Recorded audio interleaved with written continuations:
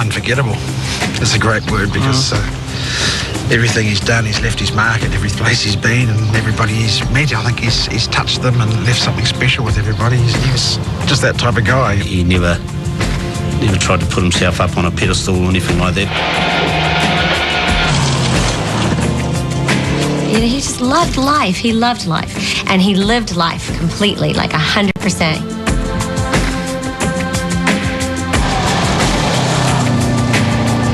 He was always full of enthusiasm. You could be having the worst day in the world and Possum was the guy that would make you smile about it. He was the type of guy that you couldn't get cross with because it wouldn't have worked anyway. He would have just laughed at you. This is the boy that never grew up but managed to do what he wanted to do in life.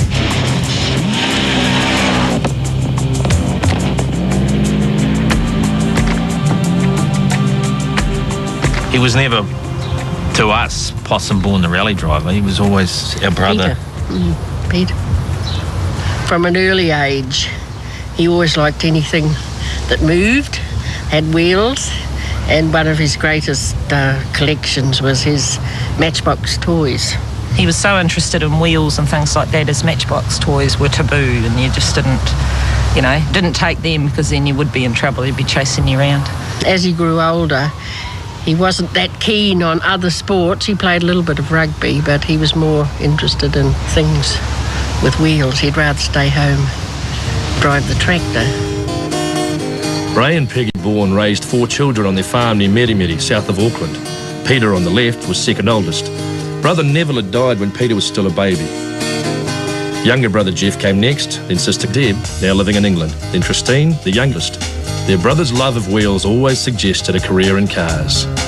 When he was at high school, he knew he'd have to have a mechanic's apprenticeship, if he wanted to drive. He'd go up to the high school, go up to the Howe and Westons, it was, every Wednesday to ask how many how many apprentices they were going to take. And the chap there said, "Look, Peter, if persistence is anything, you'll be there." I had this burning desire that that's what I wanted to be involved with motor industry of some sort. So I managed to get a job. Off I went. Up until now, he was still Peter to his family, Peter to his mates. But a marsupial on the road was about to change the name that the world would come to know. Well, it was just after he started work, really, and I had a little Humber 80 car that he used to go to work. And I was driving home from night school, probably either the first or second time at night on my own, and a possum ran out in front of me about 50 metres from our gate on a gravel road. So, when you're 15, you know everything, don't you? You know how to drive, you know how to tell your old man what to do, everything. So anyway, I swerved to avoid this possum, lose it, spins around, hits the bank, rolls over, writes the car off. Ray and I were sitting in the lounge, and I heard the door, and I heard Peter, and I said to Ray, "That's Peter," but I didn't hear the car. After a lengthy discussion with Mum and Dad at home, I went to work the next day, and one of the guys there says, "We'll have to call you Possum." And from that moment on, bang, that's been my name. Possum was soon racing souped-up cars at Pukekohe Car Club meets, but then a shot at rallying opened up a whole new world to him. He co-drove for me in the first rally I ever did, and it was the first event or rally that Possum ever done as my co-driver. I still remember the event. It was in the Waiaki Forest in Moirora there, and Possum was full of guiding me through all the time, and the faster I went, the more he liked it. But I remember this particular coming down this hill at high speed, and I started getting on the brakes because it looked a bit tricky, and "No, go," says Possum. "It's straight, it's just a slight kink." So I got back on the gas, we come round the corner, on half a wheel into the water table, ripped bits off the car and missed the trees, zigzagged down the road, and I'm thinking, I sort of looked across at Possum to where am I going to punch him, and he's got this big smile on his face and he goes, "It's shit hot." So what could you do? Next time out, Possum had a drive and he was hooked. He bought a Cortina V8 and spent every spare cent making it go faster. That was probably the biggest thing in the early days, was the sacrifices that he would have made, like I would have made, to have followed your dream. No real home life, every weekend in the garage, and if you weren't there during the week, you were trying to work and earn some money. He borrowed probably everything. When he built up the Cortina, everything he had went into the rallying. The sport was costing Possum thousands, and as a tanker driver, he wasn't earning a fortune. Sponsors were hard to find in the early days, and it took a while to get his dad on side too. When Peter started rallying, Ray thought, goodness, all that money just on sport. I think Possum actually even had to forge his signature because in those days you had to be, I think, 20 before you were allowed to race, unless you had parents' consent. But as time went on, his father got right into it and backed him right to the end, yes, absolutely. You know, he could see what a pleasure it was for Peter, and what enjoyment. He was his biggest fan. You know, we went to every rally that as it started, and if he was still in at the finish, we were at the end of it, you know, and he was he was really enthusiastic about it in the finish. Possum spent every spare moment either racing or working on his cars. He did find time for girlfriends along the way, but even they had to take a back seat to motorsport. If he had a date to go on and the car wasn't really well, you know, the date would get forgotten about. This particular night, Possum, he was supposed to go to, I think it was a wedding dance or something like that anyway. He was supposed to pick his girlfriend Robin up at the time, I think it's something like 8 o'clock, and this was about 11 o'clock, and he goes, shit, I was supposed to pick up Robin at 8 o'clock. And then he just carried on talking as though nothing, you know, it was too late, don't worry about it, but that was Possum's style. He was fairly forgivable, wasn't he? Yeah, was that smile I guess he had.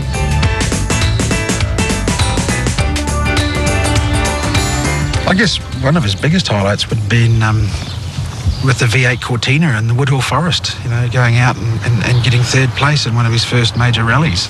So we got seeded 61 and off we went and we came third. Past God knows how many cars and dust and God knows what else, but about halfway through, it was real pivotal because halfway through that rally, once the tenseness went and you started to relax and enjoy the driving and get on with it, I thought to myself, hey, this is what I want to do. I've found what I want to do. There was no professional drivers in New Zealand in those days. It's, you know, there was drivers that had cars provided for them, but they didn't really earn a wage. He believed that one day he would be paid to drive. He told me this, and I said to him at the time, not even Rod Millen gets that privilege, and he was the man that we were all trying to beat at the time. You know, as time went on, he says, I'm going to be a champion. You know, and he had his sights set very early on in the life. And this, we're talking probably in the late 70s, early 80s, when he decided he was going to be a champion. It was when he told stories, which is probably like, as his friends, probably a thing they would remember about him, like, you had to be you didn't want to do it in your lounge on your carpet unless you cleared the tables, because when Possum told a story, I mean, he lived it. Like, gear changes, you know. Didn't matter what he had a beer in his hand. Well, even his feet would be going, you know. and 9 times out of 10, if you're close to the table, he'd always knock something over. But yeah, when he told a story, he really relived it. I guess it just came with his enthusiasm, mate. By 1983, Possum was fast making a name for himself in his Mazda RX-3. But overseas, four-wheel drive was just coming into its own, and Possum wanted to try one. When he spotted a new Subaru at the local Pukekohe dealers, he went straight to the owner, Don Thompson. He came and saw Don and asked Don about these four-wheel drive Subarus, and Don says, well, I'll give the man at Motor Holdings a call and see what he thinks. So Don made the phone call through to Motor Holdings, who was the distributor in those days, and the late Jeff Cousins was the sales marketing manager, I believe, in those back then, and they were chatting away about being involved in motorsport, and Jeff said, well, yeah, we are actually thinking about getting a little bit involved in motorsport, but we'd only be interested if we could get hold of that guy called Possum Bourne to drive a car for us. And well, Don says, well, Jeff, he's actually sitting on the other side of the desk of mine asking about a Subaru. So that's when the association started. Well, I can still remember the day that we were sitting around the smugger table at work and somebody said, Possum's got himself a car for the International. And it's a Subaru, and it was like 1600cc. I don't know how much power it had, but it probably wouldn't have got out of its own way. And we thought, how could he drive something like this? To go from a flame-spitting Mazda that showered everyone in stones to a sedate four-wheel drive car that we were virtually a laughingstock. People said, what do you want to do this for? You know, you had a Mazda. There was a lot of mistakes made. Probably the amount of power the engine made after it was built was probably one of the worst factors of going into the international that year, because I think our utes could go faster than the rally car. We could actually pass the rally car on the road. Despite its obvious lack of power, the four-wheel drive had outstanding grip and reliability. In the 1983 Rally of New Zealand, much to his new sponsor's delight, Possum came home first in the Group A class for production cars. Maybe he had the last laugh there, really, because it just led into, led him to where he was in the middle 80s. Subaru lifted New Zealand's sales 25% in Possum's first year. It was a great start to a relationship that would span the next 2 decades.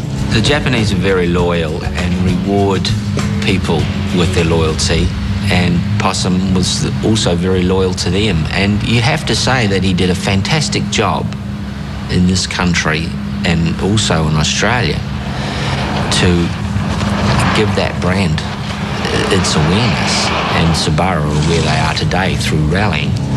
And you have to say that Possum was a major part of that success, certainly in those early days. The Japs adored Possum, and he spent a lot of years with them. There's not a lot of guys who the Japs would hand out money to. They would normally send it over to Europe or something like that, but Possum was their main guy. Even with sponsors behind him, money was still tight, but there was always a band of friends ready to give him a hand. He never got anyone right from the early days. I guess that's why everybody helped him, because you never ever felt you were being used. It was always a big team thing.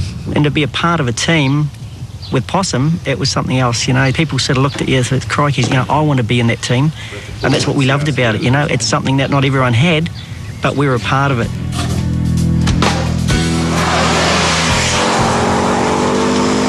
By the mid-80s, Possum was ready to give up his day job, turn pro, and set up a small rally team. He was working out of a shed at home, and he had one guy he had employed for him, and then it just went from there, and the rest of us used to just rally around at nights and work on the car as well, because one person couldn't really do it. And so that was the start of, I guess, Possum or motorsport.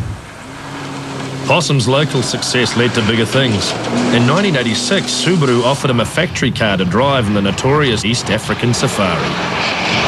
The biggest step was for these 3 Kiwis that had never been out of the country, and for Possum to be offered basically a works drive with a factory team in one of the events that's the most gruelling rally of the whole championship. The East African Safari was by far the toughest and roughest rally. Just to get to the end was an amazing feat. Like something can walk in front of you in Kenya and that's your rally gone. You just can't count against nature mucking up your whole event. The roads never close for the rally. That's why it's such an adventure. The locals there, they all get to a corner and they love seeing action, so they'll dig a big trench across the road and hopefully your car hits it and rolls over, He was really proud to go over and do Kenya. That was just a massive event. I think he crashed in there, which was pretty normal, not for Possum, but for in Kenya not to finish. It was a very hard thing to finish. And the speed that he was showing in the stages was a lot of people taking notice of him from higher above, basically. The Japanese were very impressed with the speed that he could get out of the Subaru. A breakdown forced Bourne out of that first East African Safari, but he had done well enough for Subaru to invite him back again the next year. Possum's long absence put further strain on his marriage to first wife Lynn. A year later, after his second trip to Kenya, they separated. That second safari did not go well for Possum, at least on the road. Dogged by breakdowns, he finished 11th. In his own words, a dismal result. But it wasn't all bad. At one of the service stops, he met someone who would change his life. I'm actually a very, sort of skeptic at love at first sight type thing, but that was love at first sight because we didn't really have a dating. We never really dated, for that matter. We only had a couple of weeks really together before I came to New Zealand. And from the moment I landed in New Zealand, it was just full on. So, there was never, never that doubt or question. It was always going to happen. Yeah. The safari was the biggest thing in Kenya every year, and like other teams, Subaru relied on locals to keep them fed and watered. Yeah, I'd volunteered to help on the rally. A friend of mine asked if I wanted to be a part of the team. So, no, I had no idea that Possum was on there, or that there was a New Zealander on the team. I pulled up at a service halt at a little place just below the Mount Kilimanjaro at a place called Loitukitok. It was beautiful, crisp, clear morning, And of course, they'd been driving for like 3 or 4 hours. So when he got out of the car, he was all hot and sweaty. This nice girl came along and said, "Are you thirsty? I've got some water." And that was the first time I remember seeing her anyway. He only had a few minutes, obviously, before he had to get back in the car and drive off. But that was the first moment, and I just went, yeah, definitely. It was until the prize giving. And so I waited for the opportunity to go up and talk to him at prize giving and didn't know what to say, so I just landed a line on him and said, "Do you dance as good as you drive?" And he was like, "Yeah, we'll give it a shot." And that was it. He was mine. But not right away. It was another year before Possum returned to Kenya. They met up again, and this time it was for keeps. Everything clicked. The bones rattled and things, and that was the start of it. When we first talked about, actually getting together, which was very soon after we met, he did lay down the law in one sense. He said, "Listen, rallying is my life, and, if you want to be with me, you have to accept rallying as part and parcel of our lives together." And I had no problem with that. I was like, if I love you, and if rallying is a part of you, then I'm going to love rallying too. I mean, I enjoyed going on the events because he would share his experience with me almost as much as he could without me physically being in the car. I know Peggy's brother-in-law made a trip sometime later via New Zealand just to check him out, to make sure he was all right, to report back to Peg's mum and dad and the grandmother and all the relatives to make sure, he wasn't an ex-murderer or something like that, she was actually quite safe. Peg was able to share Possum's dream of doing well in rallying and was really there to support him, and she did a great job of supporting him because it was quite a financial burden on themselves to get Possum to where he was and a lot of the events, and they scrimped and scraped, and the love she showed for Possum and how committed they were for Possum to succeed was just, and that's Peggy and Possum together, it's just a team. She met him as a rally driver and knew him as Possum, and it just carried on from there. And when they got married, she married Peter Possum Bourne. Yes, she asked me, did I mind if she married him as Possum, because that's how she'd met him. And I said, you do whatever you like, as long as it's legal. So Peggy and Possum got married. It was Pukekohe 1991. Rally people came from all over to wish them well. Before long, they were thinking about starting a family. Yeah, it didn't happen right away, and okay, there's obviously something, there's something wrong here. And so we went and sort of had some tests and found out that I wasn't really able to have them. And so we started in on the IVF programs. Yeah, that was a real rough time for both of them. I think for Peggy especially, she was having to go on all these hormone treatments, obviously with IVF. There were quite a few times, up to over 20 times where you're told, no, you're not pregnant after everything you've been through. So you actually get to the point where it's, I became quite obsessed about it, but it was quite depressing, and it was sort of dragging us down. We said, okay, we'll have a break, we'll have one last go, and if that doesn't work, well, Possum said, we're going to have a hell of a life together because, we're just going to do everything. And he always said, which was one of the most beautiful things he said to me, is, I never married you to have children. I married you because I love you, and we have a lot of fun together, and we enjoy the rallying, and we have a great life. And so we decided one more attempt. And when they decided they'd only have one egg, and they picked the one that they'd called Taylor, and that's the one that came through. Just before Taylor was due, about a fortnight, the baby got into distress, so she had to have a cesarean, and he swallowed meconium, and he had to fight for his life. I mean, after all that, I said, God wouldn't be so cruel for Taylor to die now after all that. Mummy's better at this, isn't she? Yeah. Let's hope we stick me, not you. And so they just thought, well, they'd try for another one, but that was, they lost. I think she got pregnant 3 or 4 times, the same thing happened, so they decided they'd give up. But then, I was doing a rally in Canberra, actually, and doing the reconnaissance, and the phone rings, and Peg's on the other end, and she says, bawling her eyes out at the medical centre, and I thought, oh, my God, what's happened to Taylor? And she says, no, I'm pregnant. And the doctor, she was bawling her eyes out, the pair of them sitting on the floor. And this was Spencer. So, and he'd arrived just naturally. And then after Spencer was born, it was quite funny. They were all laughing and joking afterwards, and The specialist said, "Oh, I suppose after this we'll have to think about contraception, won't we?" And they all laughed their heads off. 14 months later, Jaslyn arrived. And Possum used to always joke that, we had to pay all this money going through all the IVF to end up with Taylor, and then he was going to have to pay money to stop. But those two surprises were definitely, dessert. A lot of people look and say, hey, it must be fantastic to be able to travel and that. And it is, I'm doing what I want to do, my sport and that. But you dream about being at home, sitting on the couch, dinner on your knees, home-cooked meal, with kids crawling all over you. You crave it.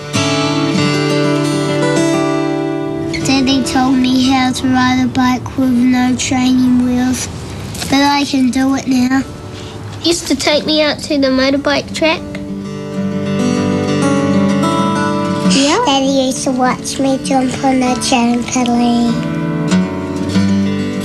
And it can't have been easy for Peggy. I mean, I remember Possum telling me 1 month alone he was away for 28 days of the month. And I mean, he adored Peggy and the children. It must have been very hard for Possum to be away that length of time. They kept in contact by phone, obviously, but there was a lot of sacrifice with rallying. I mean, he called every single day he was away and talked to each one of the children, and asked them, what they did. And he said good night to me. Yeah. Good night. And then he said, Daddy loves you. And then he said, don't let the big bugs bite. Yeah, don't let the big bugs to bite. When the boys started at the local school, Possum made a real effort to get involved, because by now he was doing almost all of his driving outside New Zealand.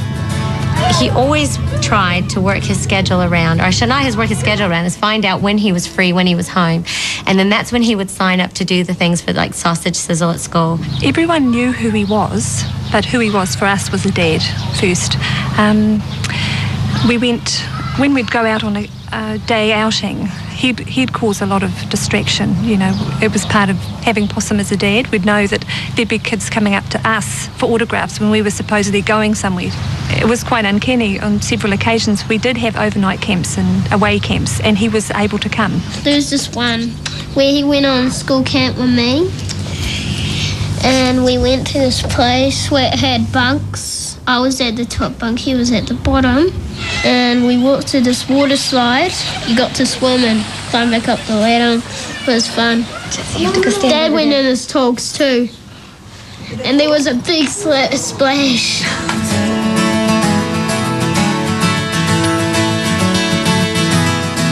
Each of the children have a quality of Possum. I mean, Jazzy's got the spirit of Possum, Taylor's got the honest thinking of Possum. He's very genuine and he's very sincere, cares very much. And Spencer is normally quiet and reserved, but he's competitive. He's got Possum's competitive nature. So between the three of them, I mean, I see Possum all the time. It's just, he did obviously rub off on them, that's for sure. It's pretty impossible to get involved with Possum without becoming personally involved, because he sort of he enters your life. He used to come over and we'd talk business, and he would stay with us. And I've never ever seen anyone apart from Possum arrive for a one-night stay with about 5 or 6 bags and suitcases. Everyone's got a story of exploding suitcase that Possum would open and things would bounce out and fall over the place. You walk into the room and you think, oh my God, he's only been there 5 minutes.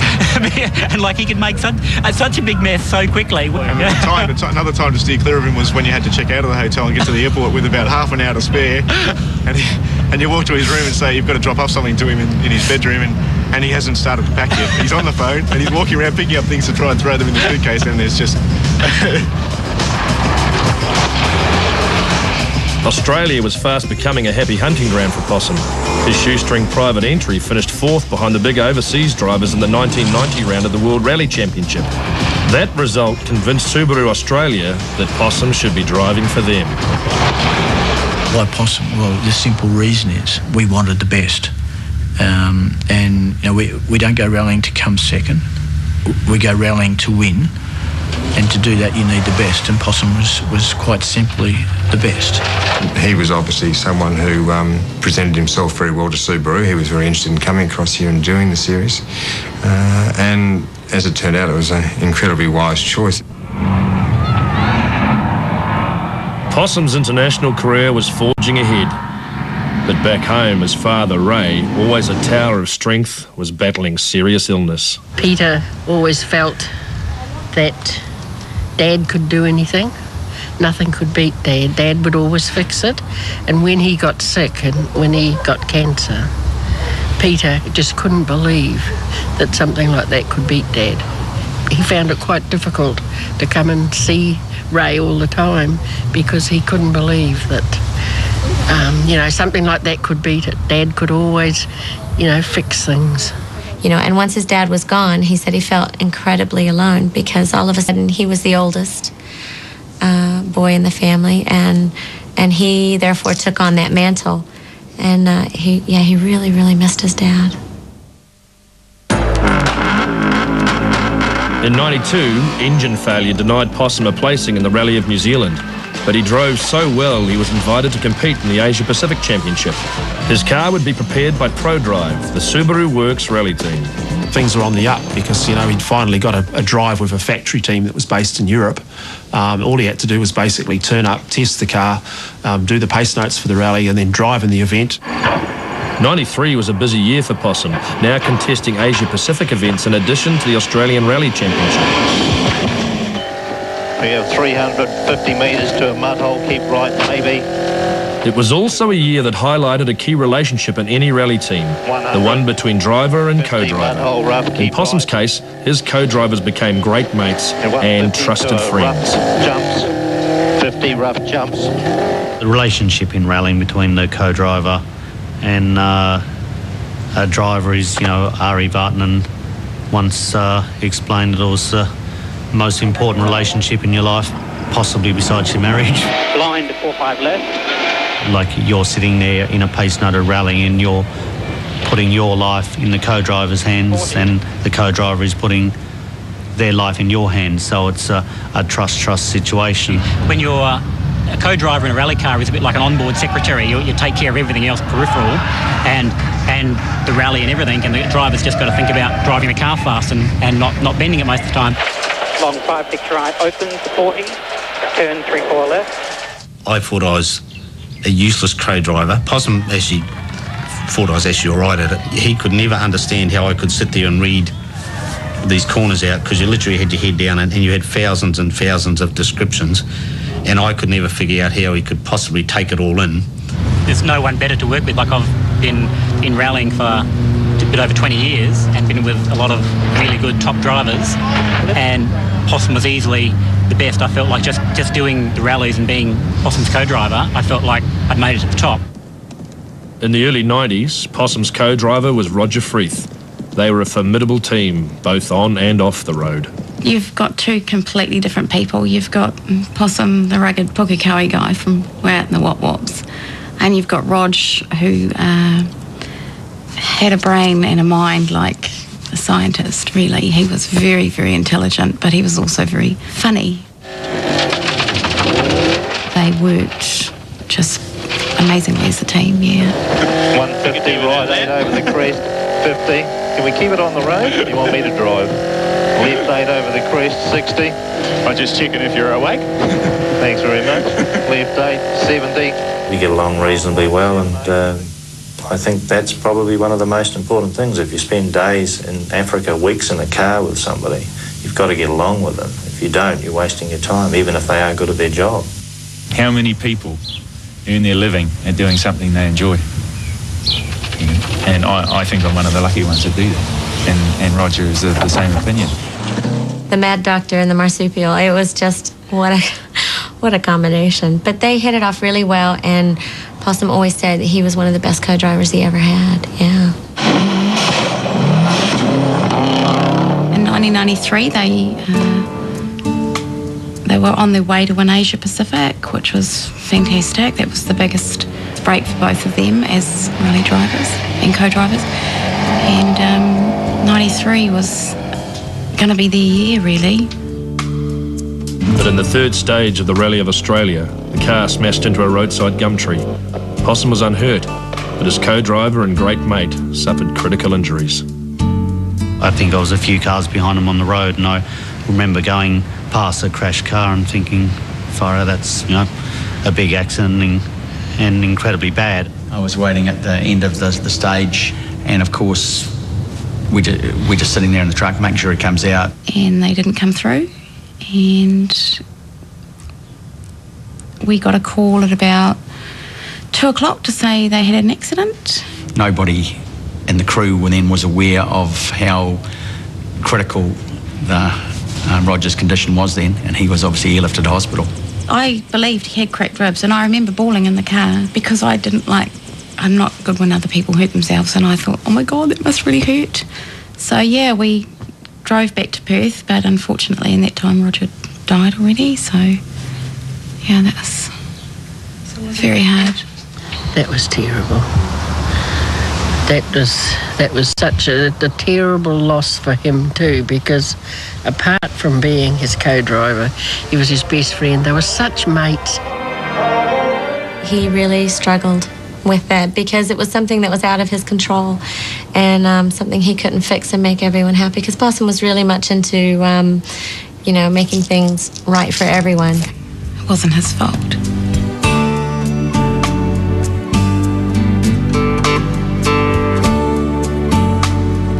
It's just such a rarity in our sport that it's a shock to everyone, and and it's like a big family, and it affects the whole family, and it's certainly something that you don't like in the sport. He never left my side, actually. He was so protective. He didn't leave. We were together, actually, me, Possum and Peggy, from the time Roger died until we got here. Possum and Peggy continued to stand by Roger's widow and son from that time on. He made Roger a promise and he kept it. He was there from day one, and he was there to the day he died, supporting Stefan and myself. Well, after Roger died as a result of that accident, the next event they were supposed to do was the Hong Kong to Beijing rally about a month later. Might have been 5 or 6 weeks. And I know that the Japanese weren't too keen for him to do the rally. Japanese protocol says that I should really wait for 49 days. It's not a religious thing, it's something that's done over there. He, along with Bev Freef, basically, pleaded with the Japanese, please let us continue, because that's what Roger would have wanted. And he still wanted to try and win the championship, which he did. Tony Serkin became his co-driver for the next sort of 2.5 seasons, and they got enough good results in Hong Kong, Beijing, and then the Thailand rally that year to take the Asia Pacific Championship. After that, I never saw Possum's performances affected, and I think that's a tribute to him, how he did cope with it. Roger's given the ultimate sacrifice to his career and mine. Now, what point would there be in stopping to not see it through and see how far you could get? If I'm having a bad day and I'm sitting at the car at the start there, and if it's not going well, come on, Rog, mate, I need a hand here. I use it as motivation, focus, call it what you like, but it works. And every car that I've owned or I've been allowed to has the number plate ROJ, which is how Rog used to sign his name. Possum dedicated his first Asia Pacific Championship to his late co-driver. He took overall honours again the following year, but after poor results in '95, he was dropped from the Pro Drive team. Possum, because he didn't probably get quite enough miles, struggled to be on the pace. And of course, when you got World Championship guys who are competing Asia Pacific, they're doing 7 other events coming there, they're really hot. And Possum was striving to keep up with them. He says, well, maybe that's it for me. Maybe I should retire. And I was like, no way. You're not ready to retire. You still have this love and this passion for it. It's no good to me if you're going to be at home and not happy and miserable because you weren't ready to stop. So I said, you take whatever it is we've got, and let's buy this rally car, because there was a rally car for sale. He found the funds. He bought the car that he competed in the last event that he did in Thailand, and put together a championship in Australia. Spoke to Nick Senior at Subaru Australia, and that was the start of our 7-year dominance in the Australian Rally Championship, just through Possum's efforts. So never say die. I'm not going to give up. I'm going to do something else, and he did. He drove, or has driven, better since that moment than ever before. He loved being able to say that he did it with his team from New Zealand. Really trying to alter something right up to the very last moment before that first stage. You'd be a bit worried. You think he's a bit off colour that day. Every now and again, he'd come out and say, the car's perfect, don't touch, nothing. In those sort of situations, we would win by minutes. In '96, Possum returned to the Australian Rally Championship with his own team, with a car that cost him $500,000 and with backing from Subaru Australia. They missed the first event altogether, so the heat was on for Possum Bourne Motorsport to deliver in the remaining events. The funding probably was marginal. He was up against some pretty hot competition, but Possum drove very, very well, realising that he had to basically win every event, but more importantly had to finish every event. There was no DNFs. The first event we did was Rally Melbourne, and we annihilated them. Yeah, we had a 3-minute lead after I think the first day, and I think their mouths were hanging open. Yeah. So it was a good feeling. They didn't see which way we'd come. They didn't believe that we would have this pace, and I mean, it was awesome. We just went there and we just blew them away.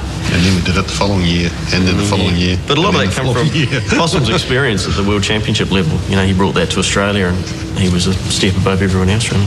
Possum's first overall win in the '96 Australian Series was testimony to the many skills he had developed, way beyond simply driving the car. Possum Bourne had to get the money together, build the car, do all the deals with the sponsors, and still have your mind clear enough to get in the car on rally day and go out there and win. It was, I think, that's one of the true successes of Possum, is that he was just so much more than a rally driver. He was a businessman, he was a marketer, you know, an incredible marketer to put that program together. Possum went on to dominate the Australian Championship, winning a record 6 titles in a row before the rules changed in 2002. Now the series would be restricted to Group N production cars, slower than the World Rally Championship cars Possum's team had been campaigning. Possum, as well as myself, were actually probably against those rules initially, because we had these fantastic World Rally cars that were such fun to drive, and we didn't want to give up that opportunity. But the reality was that World Rally cars in this country were just too expensive, and the rules had to change. A lot of people believed that the reason Possum was so good because it's because he had a World Rally car. If I had a World Rally car, I could be this good as well. He went back down to a production car, which is something that requires a totally different style and adjustment to drive even. At the first event, and there's only 7 of them, he had a DNF on both days, so he came out of the first round with absolutely no points. And people thought, oh, hello, he's back down to where we are all running now. Welcome to the real world, Possum. We'll show you how it's done.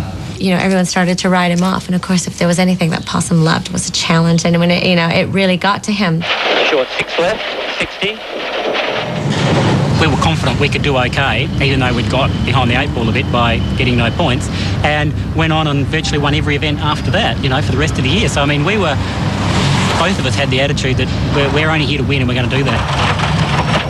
His persistence would always pay off, and particularly in a rally sense, when you're sort of almost down and out in a rally, you know, Possum has got flat tyres and Stacey's sitting there going, what are we going to do? And Possum somehow works out how to get to the car at the end of the stage and then manages to pick up time and ends up winning the rally or something. It's quite amazing to see. I never doubted we would win it. How's that? Amazing, you know. I mean, it was his attitude, his just infectious, and that's what makes us want to do it, I think.